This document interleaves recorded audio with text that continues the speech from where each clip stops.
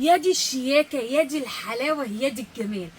ايه الطعامه والشياكه، ايه اللحاف الجامد دوت اللي هتحطيه على السرير بتاعك، هتكنك يعني فرشه افخم لحاف وافخم مفرش ممكن تاخديه.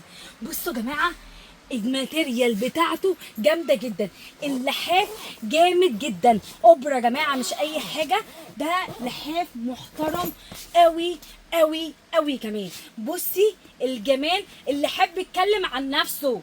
شايفين ايه ده؟ تعالي كده اتفرجي وقولي لي ايه ده. شايفين تدريجة الالوان اللي عاملينها ليكوا اصلا في اللحاف؟ بصوا عامل ازاي، تحفه تحفه تحفه. انا بجد من عشاق اللحاف دوت، بالاشكال بتاعته، بالماتيريال بتاعته.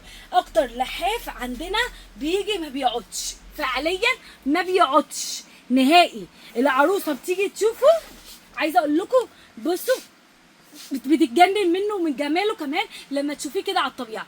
شايفه التكايه، شايفه الحلويات، بصي التدريجه بتاعت الالوان عامله ازاي. يا جماعه الجمال دوت مش اي حاجه والسلام. بصي عاملين لك بصي الخدودات بتاعتها بونبونيه. بصوا الجمال، شايفه؟ بصي انا عايزه طبعا عشان انا ما بحبش بصراحه اخرب الحاجه، بس بصي عايزه اوريكي. بصي عامله ازاي، بصي الماتيريال. شايفه يا جماعه؟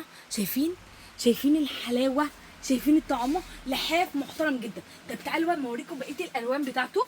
بصوا شايفين الشكل والرسمه، بصوا شايفين، بصوا اللون الجراي، شايفين التدريجه بتاعت الالوان بتاعته عامله ازاي اصلا. وبصوا برده اللون ده تحفه، كل الوانه خطيره جدا جدا جدا. بصوا برده ده شكل تاني برسمه تانيه بشكل تاني. بصوا الجمال، لحاف محترم قوي قوي قوي دوت.